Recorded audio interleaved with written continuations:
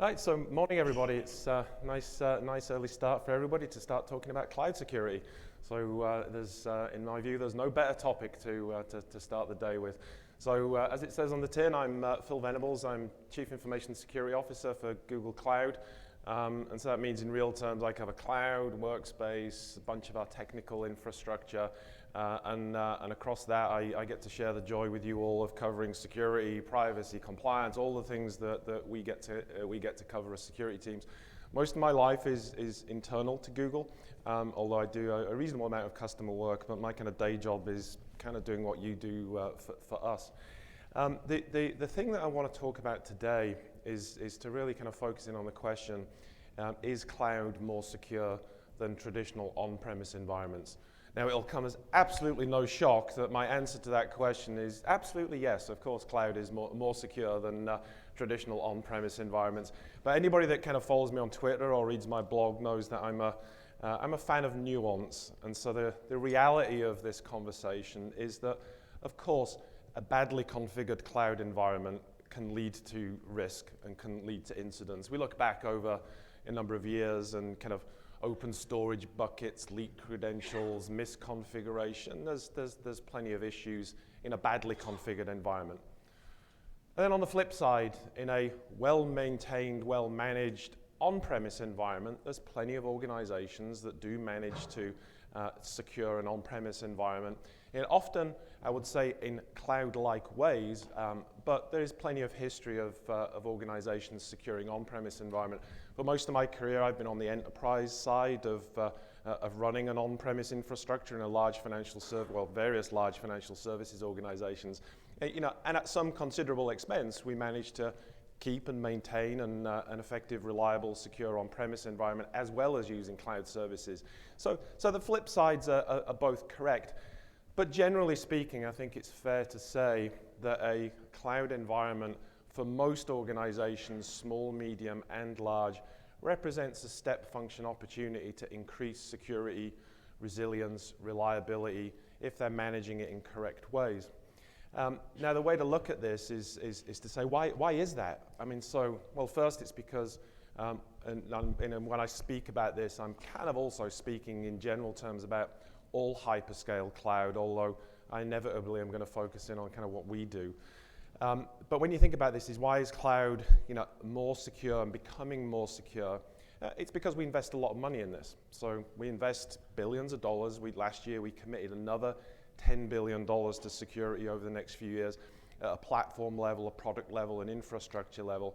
But that's not just the only reason. Another reason is we have thousands of fantastic world-class security engineers that represents a critical mass of skill. But that's not only the reason why things are getting more secure. The reason things are getting more secure is there's a set of what we call megatrends. And so these are forces that shape the environment. They're like kind of tailwinds that propel cloud security forward because of the nature of hyperscale cloud provision. And as you'll see as I go through them, these are also the things that are like kind of headwinds against how traditional on-premise environments evolve. So as we go through these trends, and hopefully I'm going to try and get through them quite quickly to leave plenty of time for questions on this and other things, is to really think about it this way, is these are the megatrends, the forces that drive security forward in the cloud. They're also the trends that work against what's going on in traditional enterprise hardware and software. So as we go through that, I'll give some illustrations there. What are the trends? So again, don't worry about the eye chart. I'm going to go through each in turn, but it's kind of economy of scale, shared fate, healthy competition, cloud as a digital immune system, software-defined infrastructure, increased software deployment velocity, simplicity, and then sovereignty meets sustainability. So let's start going through them. So the first one is hyperscale cloud is, hyperscale. It's very large infrastructure. We have millions of servers and millions of other components. And what does this mean? It means we can invest a lot in security and we can amortize that cost over a very large fleet of infrastructure. And so this is the very epitome of this notion a lot of us have talked about for years of raising the baseline of control by reducing the unit cost of control.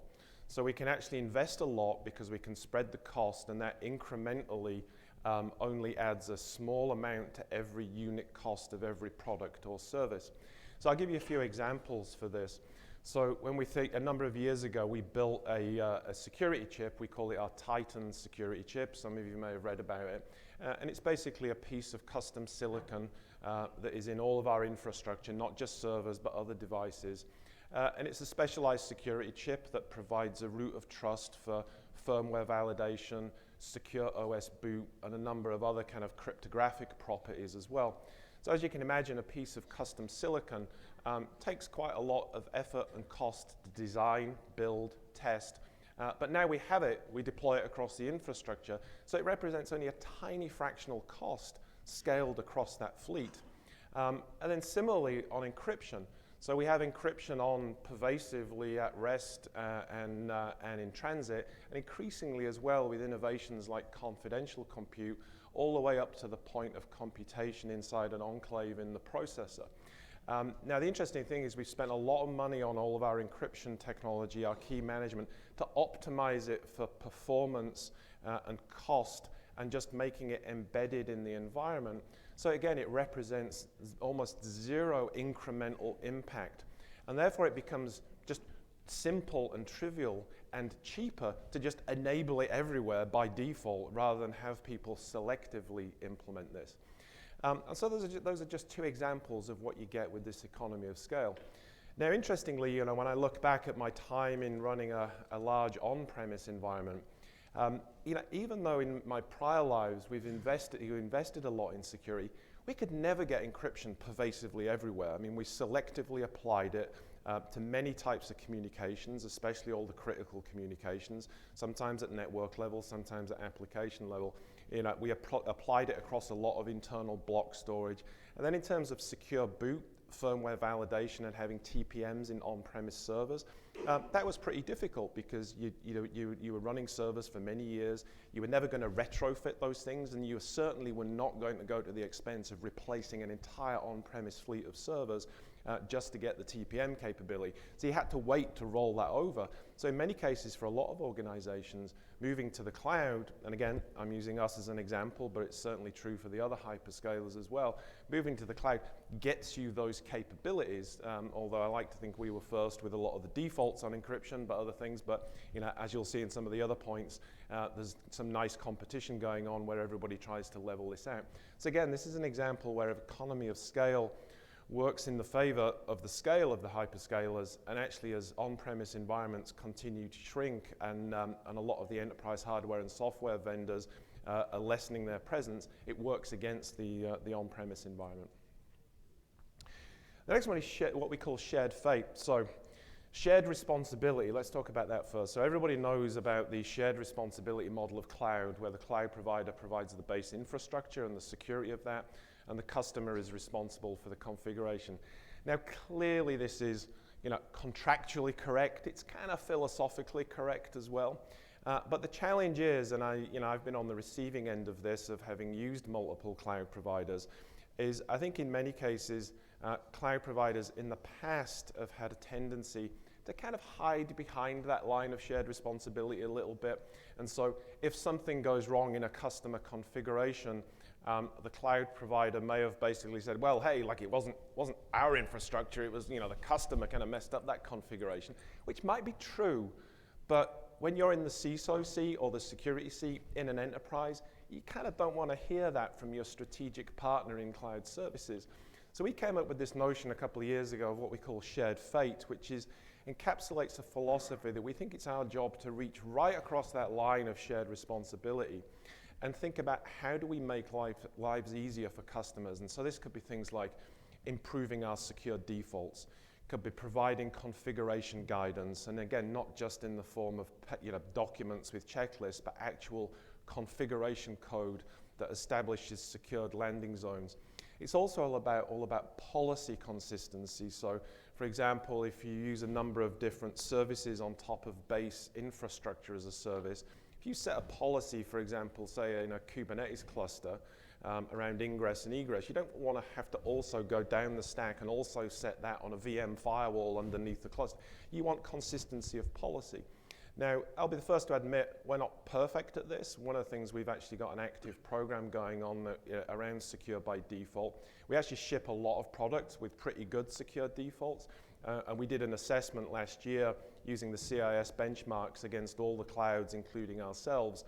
We actually came out ahead on that, but there was still plenty of opportunity for us to change some of the defaults. And one of our goals is to get to a point where we can ship with full safeties on, and then customers can ratchet that back down if they need to, according to their risk profile and their configuration needs.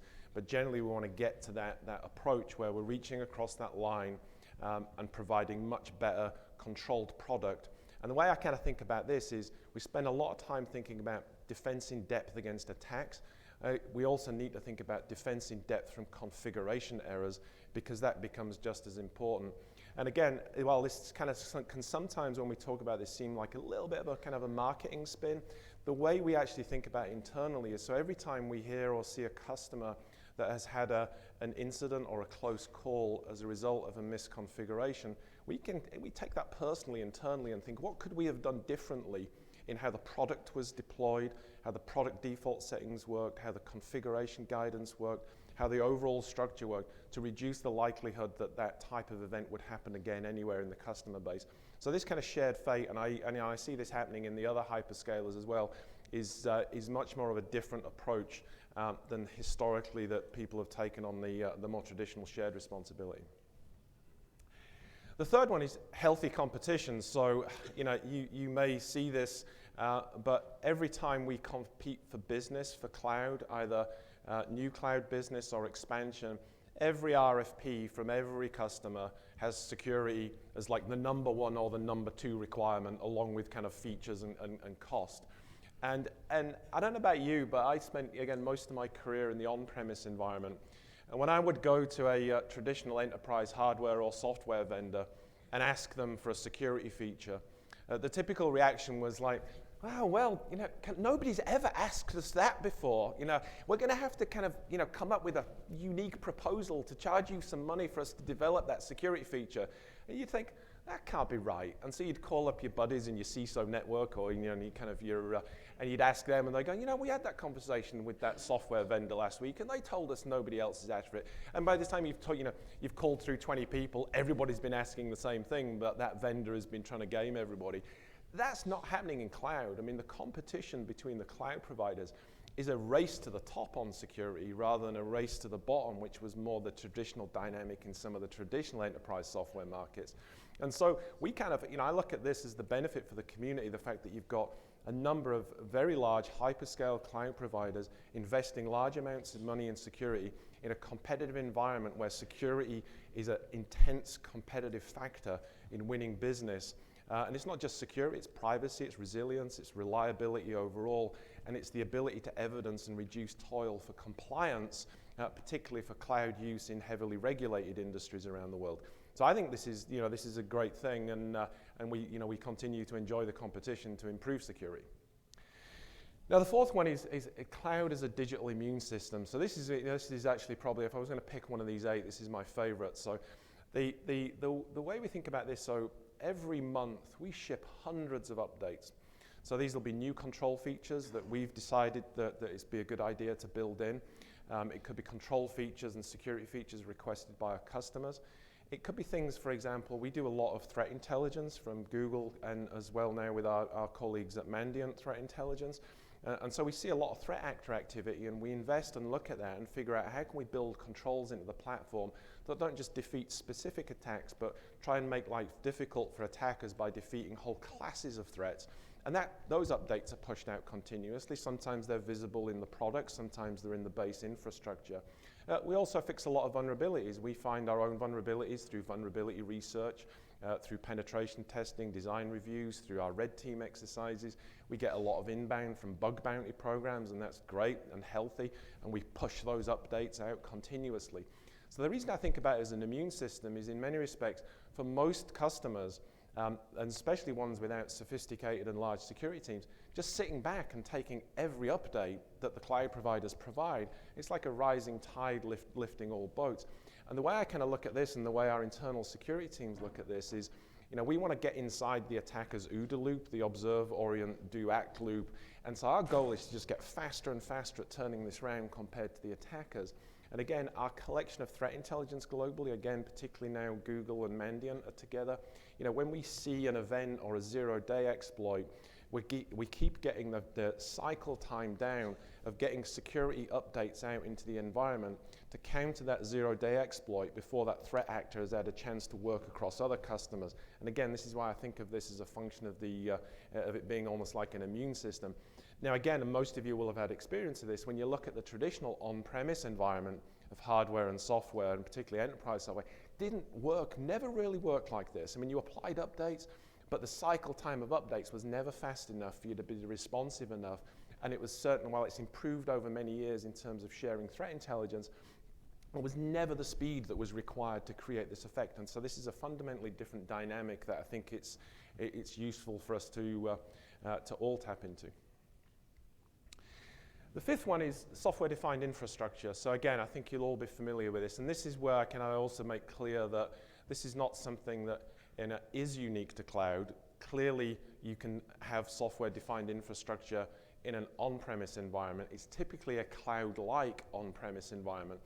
But the reason software-defined infrastructure, as I suspect you all know, is important is in a cloud environment, you declaratively specify your configuration. And the great thing about that is what you can then do is you can analyze that specification of the configuration to determine whether the specification meets your policy intent. And again, that's not just security policy. It could be control policy. It could be resilience expectations, reliability. It could be a whole array of factors, including compliance. And so when you think about controls as code, security as code, policies code, compliance as code, that's all there in the stack of software-defined infrastructure. But for me, the best thing about a software-defined infrastructure is courtesy of the orchestration and validation systems, you're able to continuously monitor whether the deployed reality conforms to your intended specification. And the reason I get so obsessed about this is this notion of continuous control monitoring. So one of the things that I kind of see when you look at breaches across the industry, and again, I'm sure you've all experienced this, is most breaches are not the result of some like awesome new attack or some hitherto unforeseen risk. They're usually the result of a control that you thought you had that suddenly was not working for some reason. And I'm sure there's hundreds of incident postmortems that continuously go on around the world, and people are in a real or virtual room and somebody puts their hand up and goes, hang on a minute, that attack came through and exploited this kind of control that wasn't working.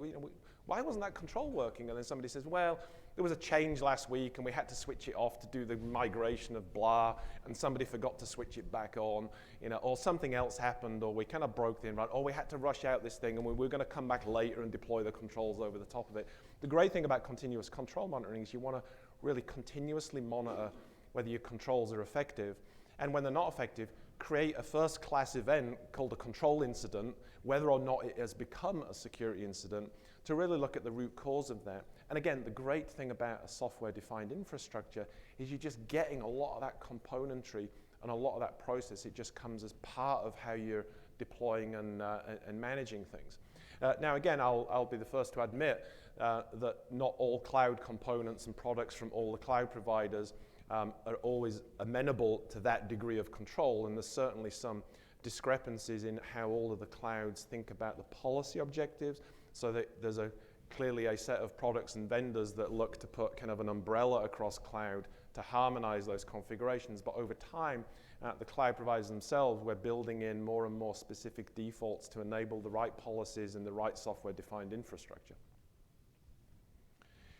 Now, the sixth one on increasing deployment velocity. So this is an interesting one as well. So again, this is an audience, you will all appreciate that one of the key factors to security is how quickly you can keep pushing security updates, whether it's security updates to infrastructure, whether it's security updates to OS and packages, whether it's security updates to applications or other configuration. And the key limiter in those updates, in my experience, has been people that they're fearful of change. They don't push software quickly and frequently enough, and therefore they're always worried about change risk. So they kind of bulk up all changes into quarterly or 6-monthly releases, and that holds back the security updates. Whereas if you're in an environment of continuous integration and continuous deployment, with an integrated software process that takes those changes, and you have reliable rollback, and you have a lot of good change control and assessment and risk and security review processes as part of that pipeline, you can actually reduce risk by taking more risk of deploying more things quickly enough, and that's a tremendous positive tailwind for security. Now, the interesting thing about cloud, because of the scale we operate at, we have to run our environment with increasing deployment velocity. So we're pushing out a lot of updates continuously. We can't batch these things just because we have the scale of the environment. We have to phase deployments. So inevitably, we run with increasing software deployment velocity. Now, the reason I make this point is that internal philosophy kind of bleeds into our products. So whenever we ship a product to customers, it's designed to be able to support your goals of increasing your software deployment velocity.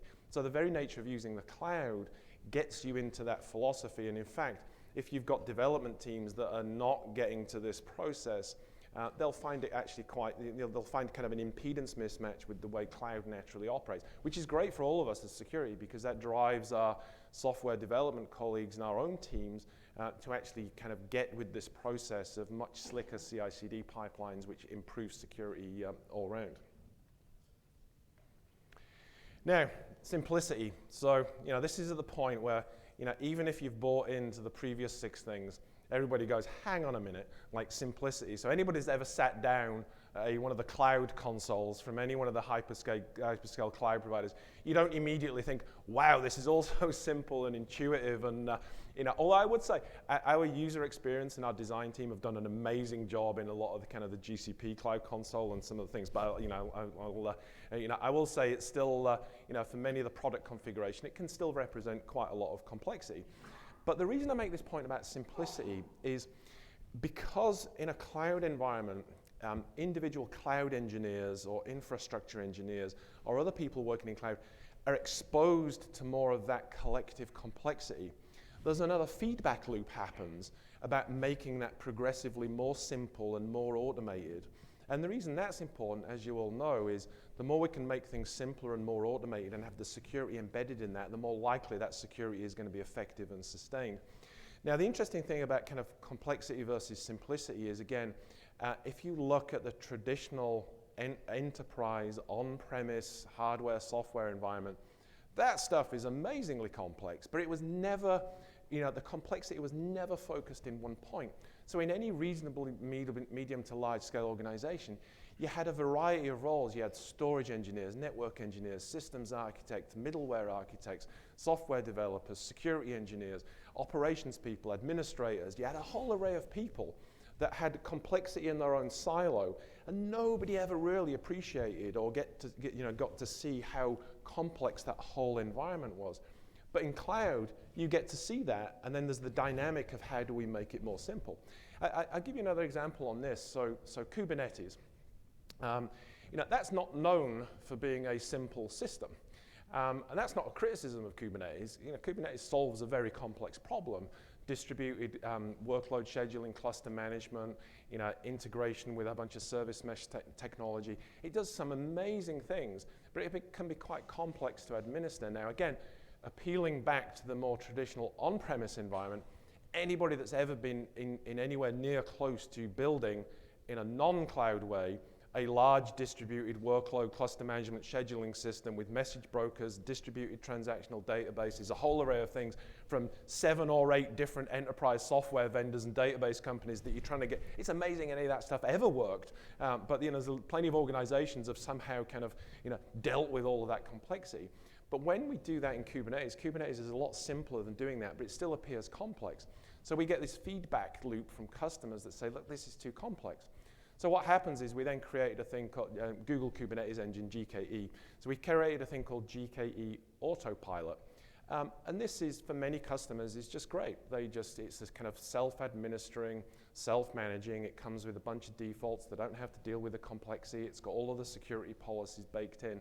And again, that's as a result of this feedback where they see the complexity. They respond to that by asking for more simplicity and more automation in the configuration. Now, they can still rip the hood off it and start doing some fine-tuning if they want. But I could go on many, many other examples of where, by presenting the complexity through one aperture, people react to that, which causes us to make things more simple. So I kind of like to think of cloud ultimately as this kind of abstraction generating machine, that there's always this constant feedback loop to make things more simpler, more embedded, more automated, and in fact more autonomic in the fact that it becomes more self-defending.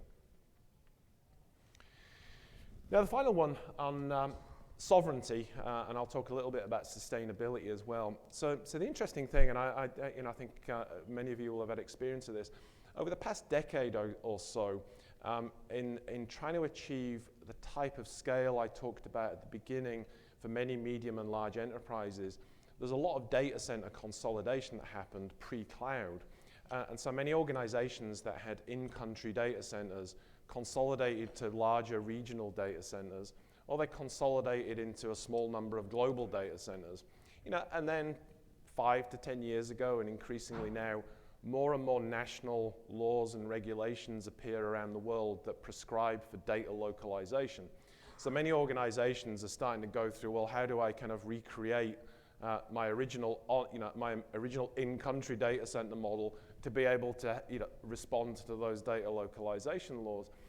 Well, again, the great thing about the scale of cloud and all of the cloud providers, and in fact many of the SaaS providers, to be honest, even if they're running their own environment, have sufficient geographic spread that many organizations now are coming to the cloud to be able to deal with these sovereignty requirements. The other way we think about this as well is sovereignty is quite a multifaceted thing. So we think about it in terms of data sovereignty. So how do you get to select which particular country or jurisdiction your data resides in?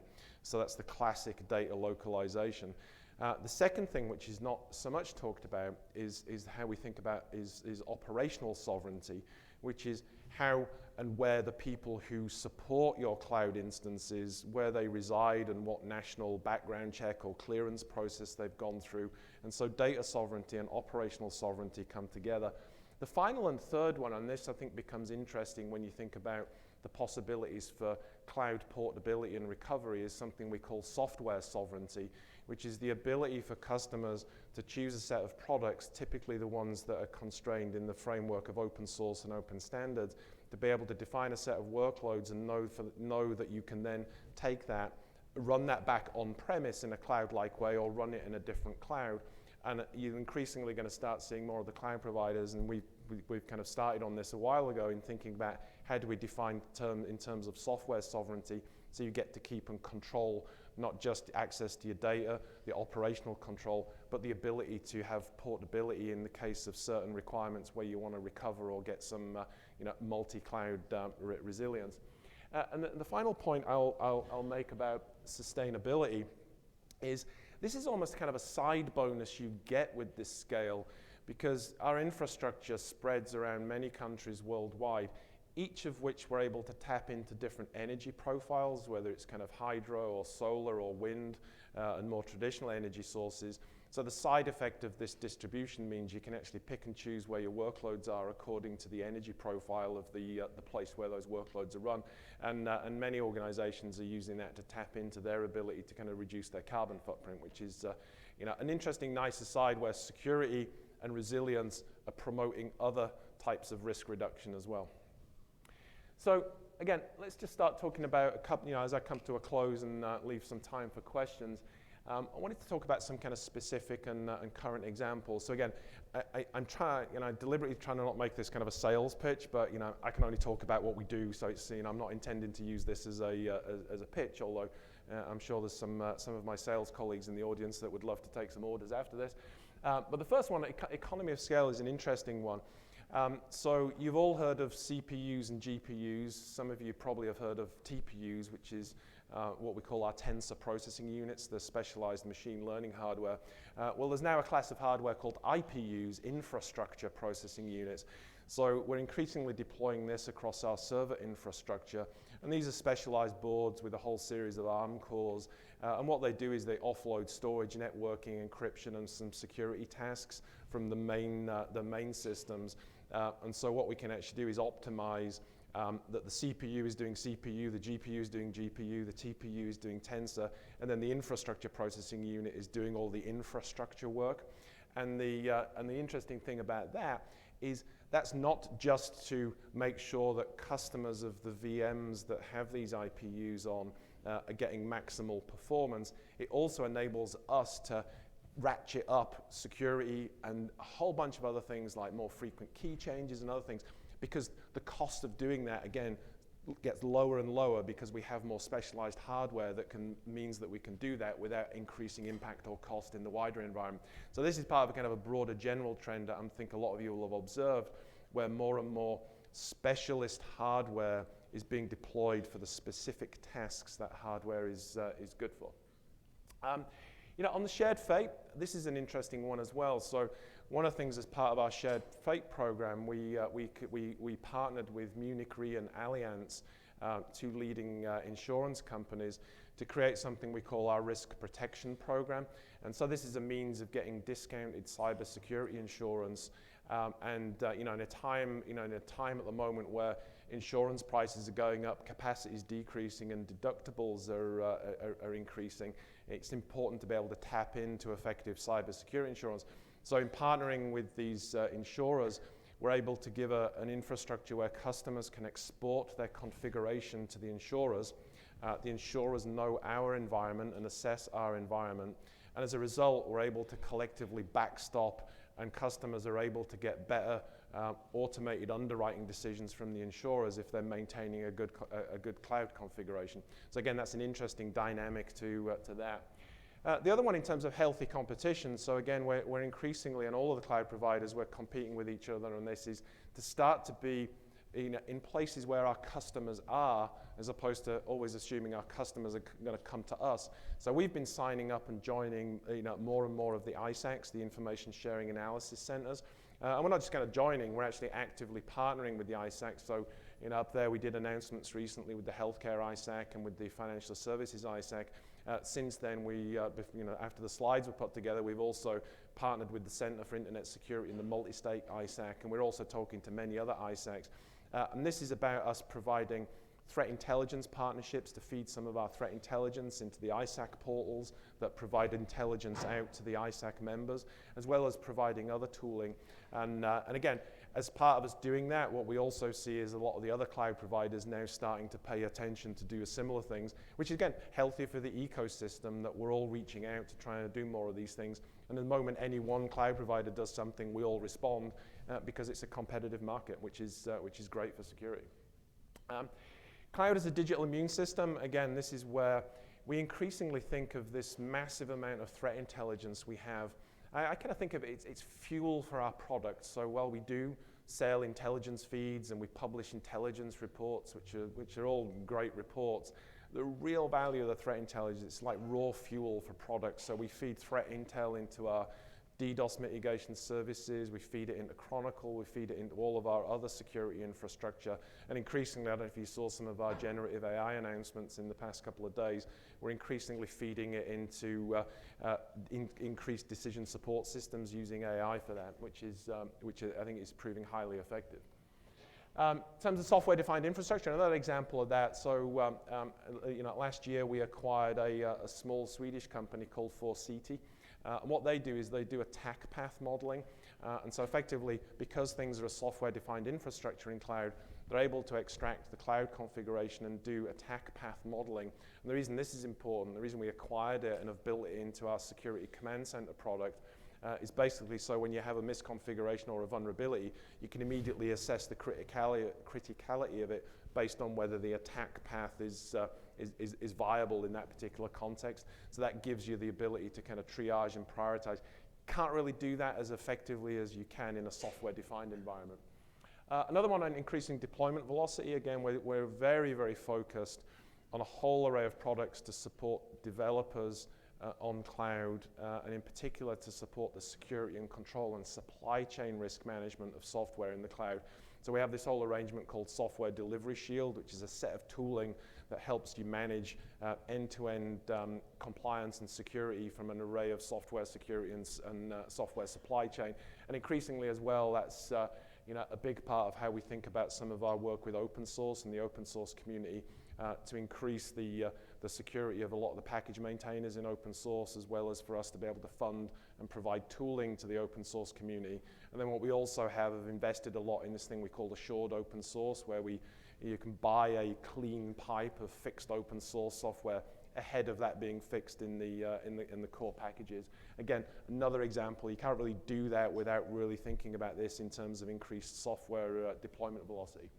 Another one on simplicity. So again, in terms of AI, can be quite a complex environment when you think about managing training data, doing data governance, doing model and test deployment, and then thinking about how to run AI in production.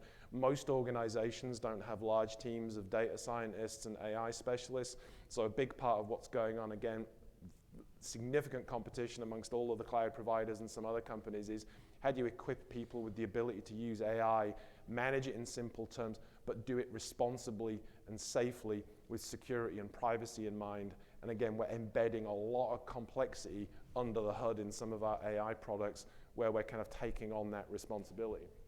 And then finally on sovereignty, and this is something where I've spent most of my time talking about cloud, but this is also, I can talk about Google Workspace and Gmail and other things. So we've been introducing a lot of client-side encryption. So this is important for countries where they want to make sure that their individual citizens' data is not leaving that country or not under their control, and a big part of that is deploying client-side encryption.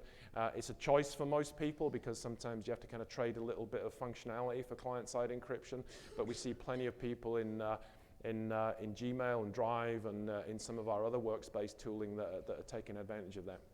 So I'm going to close. I'll just say by the end, just hopefully the takeaway from this is you'll see these kind of 8 mega trends are really, as I said at the beginning, these tailwinds that propel security forward in the cloud. For me, when I look at them, they magnify each year, and so the rate at which many of the cloud products and infrastructure are increasing in terms of security, being driven by many of these trends, is just increasing over time. And when I look at the traditional on-premise environment, these are becoming kind of headwinds against the on-premise environment, and are certainly making it more and more difficult to economically secure a traditional on-premise environment. And I think this is going to magnify. So I'd kind of encourage you all to think about these mega trends and say, what part of my security strategy am I tapping into to get propelled by these trends, or what part of my security strategy relies on any of these trends being wrong? Because in our experience, all of these trends are playing out, and so if you're dependent on them not playing out, you might find yourself in an impedance mismatch. So with that, I will close. I think there is 7 minutes for any questions. So I would welcome questions on any of this, or in fact any other topic. You can try and stump me on anything.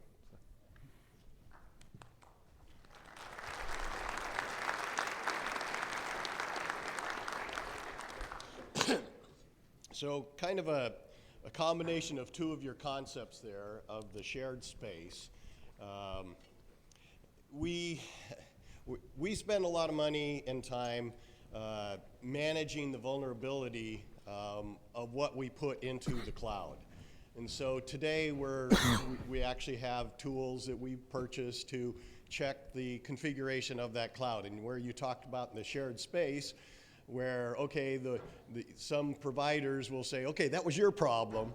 Is there any trend that would have the service providers actually doing more of the vulnerability management of checking those configurations, and instead of us having to buy it from third parties to actually work with you? Yeah, no, it's a great question. So we do that. We need to do more of it in a multi-cloud sense, but on our platform, like for example, we have these kind of secure blueprints that put in place the default landing zone and the guardrails for a deployment. And then within our security command center, it then monitors if you as a customer have deviated from that, and we'll flag you an alert.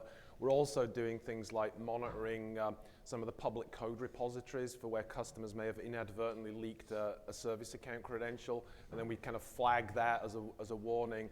And then increasingly, we're also starting to, when we see indications and warnings that a particular customer instance might have been compromised, actually proactively, putting some blocks in place for that to give customers time to respond and react. So we're doing it all. It's a great question because we're doing all of what you described. We probably need to do more in a multi-cloud way because each of the cloud providers does what I've just described in a very specific way to their cloud. There are some industry initiatives across the cloud providers to try and figure out some kind of harmonized way of thinking about this. And many of the cloud providers, including us, are starting to work and deploy more multi-cloud and multi-SaaS control options, but that's kind of an evolving space. And in fact, back to the healthy competition point, the competition is going to drive that about how we all think about operating in more multi-cloud ways. Because I think pretty much every one of every cloud and all of their customers now are multi-cloud customers. I can't think of very few organizations that are just kind of one cloud, so it's a multi-cloud reality. Yep. Thank you. So go to this side. Yep. Okay. Can you hear me? Oh, Yep. good. So I had a question about the sovereignty angle there. So do I understand it correctly that rather than the traditional way would be, I want my data and compute in this data center in this country and I want to physically pin it there?